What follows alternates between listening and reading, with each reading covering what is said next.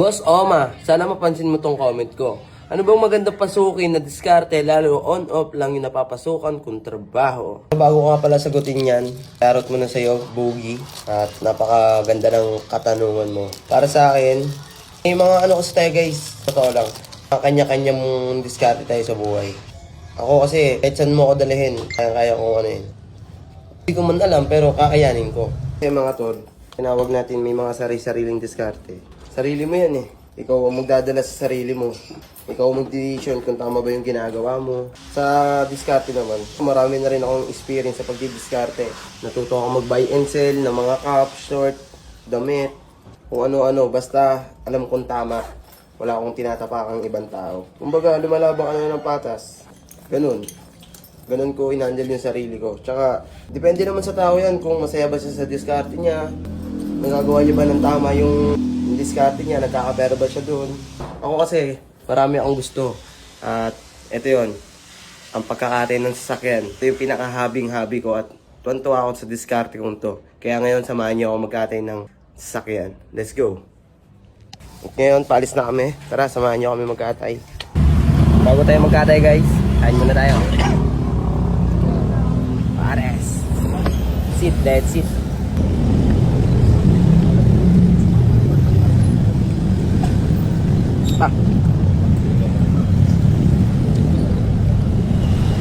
So guys, tapos na kami kumain. Papunta na kami dun sa kakatayan namin. Let's go. Dito lang naman yun sa San Cristobal. Kung alam nyo itong parts out na to, yung auto parts out sa San Cristobal Bridge. Ayun lang yun, oh. Doon lang kami magkakatay. May kabila. Tatawid lang. So guys, mali pala. Sa 5 pala namin kakatayan. Nandun na pala sila. Yung mga kasama ko magkakatay nandun na. At papunta na kami dun. Let's go. So guys, andito na tayo sa kakatayan namin. Ayan, may nagawa na rin na sila. Simulan na nila kasi late na sa akin sinabi. Ngayon, let's go. Tara, bakbak tayo.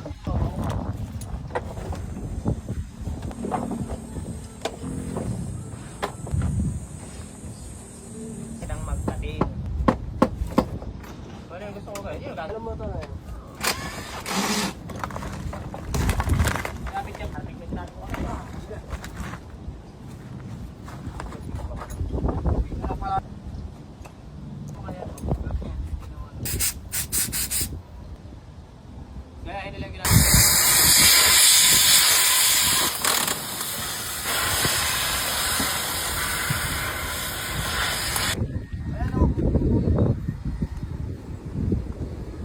Jeez, init.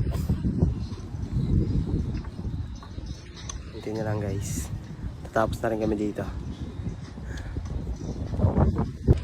So guys, time check. Alas 4 na rin at tapos na po kami. Yan. Tapos na lahat. Napaghiwalay-hiwalay na ho. At let's go. Punta tayo bodega para magpakilo. Ito na ang kinita namin guys. 16,000.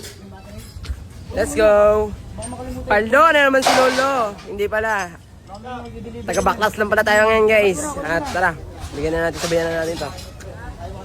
So guys, hindi na tayo nakapag-video kagabi kasi sobrang pagod na. Nakapagpahinga na rin tayo. At kung sa tanong ni Bossing is kung anong magandang pasokong diskarte, nasa sa'yo yan boss kasi kung sa tingin mo okay sa ginagawa mo, masaya ka at wala kang inaapang ibang tao, ayun ang mas magandang diskarte para sa'yo. Sa tingin mo is kumikita ka naman, ayun, yun ang magandang diskarte para sa'yo. Sana nasagot ko ng tama yung mga katanungan ni Bossing. Yun lang guys, maraming salamat sa pagsama. Like, share, and follow itong video na ganito. At lagi mong tatandaan, di bali ng umuwing matungis, basta yung pera, galing sa malinis. Let's go!